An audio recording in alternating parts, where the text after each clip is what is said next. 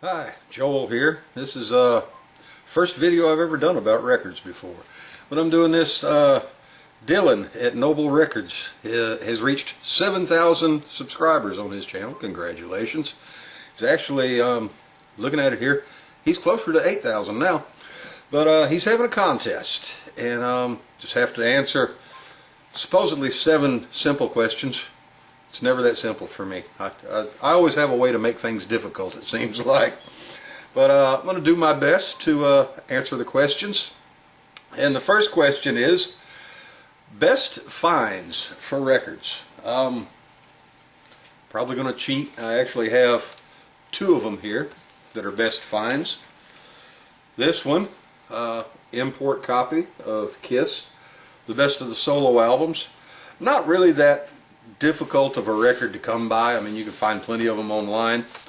But what makes this one so cool to me is, of course, it's on the label, the Casablanca label, until you flip it around. That side didn't get printed. So it was just kind of one of those things that I saw it, didn't have the record anyways, and decided that, you know, it needed a good home. So, needless to say, it lives with me now.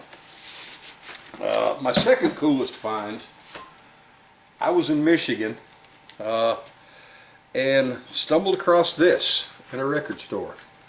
Bob Seger, back in '72, an original Blue Label Palladium press, and he had a good enough price on it, and I had a little bit of vacation money left, so it come home with me.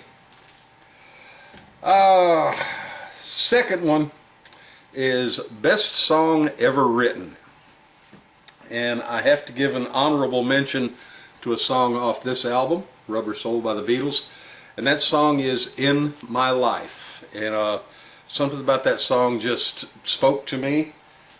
And when I married my wife Regina, we were picking songs for the wedding and all that, the music for the wedding, and I didn't tell her. She let me pick and surprise her with what was going to be our dance, first dance as man and wife. And I picked In My Life by the Beatles. And that song just means a lot to me. But I think the greatest song ever written is by this man right here. And that is the song I'm So Lonesome I Could Cry. That song paints such an imagery that, I mean, it's... when you hear the line, the moon just went behind the clouds to hang his head and cry, or the it's just the lyrics. And Hank Williams was a genius when it come to writing, and to me there's no greater song than that's ever been written. Next question is how I keep track of my collection. This is an easy one. I don't. I need to. I pretty much just I know what I've got. And every once in a while I'll pick up a duplicate and then get it home and realize, oh, I've had that. You just haven't listened to it in 2 years. So that happens every once in a while. I had started to put it on Discogs, and I think I got 150 albums on there. And those of you that really know me know how lazy I am. So that explains why I didn't get farther than that. And the next question is, I'm getting a little dry here. Next question is one record I'd never sell. Now this one, I have a few records I'd never sell. One is, I have 2 Jan and Dean albums, this and Golden Hits. And the reason I would never sell them is because Jan and Dean both autographed them when I met them back in 1986. And I loved Jan and Dean when I was a kid and growing up. I saw the movie Dead Man's Curve and had to have Jan and Dean records. And my uncle gave me his. And when I met Jan and Dean and actually got to hang out with them for the weekend, they signed some of my albums for me.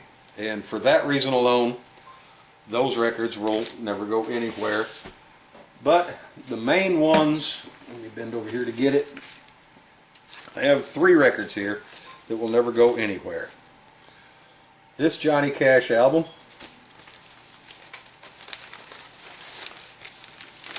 this Johnny Cash album, which if I'm not mistaken was the first ever album release on Sun Records. And the one that I really love, although I love those Johnny Cash albums, Bill Haley and the Comets, Rock Around the Clock. The reason I will never get rid of these records is that these belong to my dad. And as we all did, Dad wrote his name on them. I don't know if you can see that there, but there by my finger, it's Dad bought that album probably back 1955. It's not the original inner sleeve, as you can tell.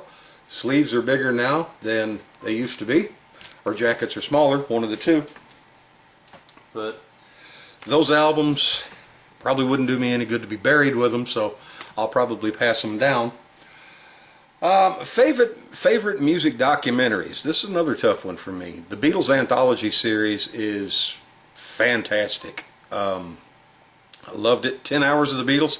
Doesn't get much better than that. Another favorite one, just because I'm such a Kiss fan, is after the reunion tour in '96, they put out a home video release called The Second Coming. Love that. Still watch that to this day.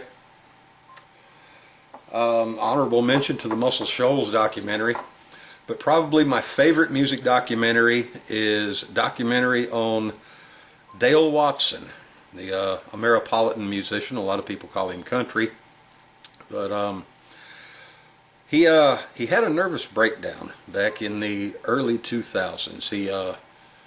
He had gone to play a show, and his fiancée did not go with him, and she died in a car accident. She decided she was going, if I remember the story correctly, decided that she was going to come to the gig, the show, a little further down in Texas, and surprise him. And she had a car accident and was killed on the way.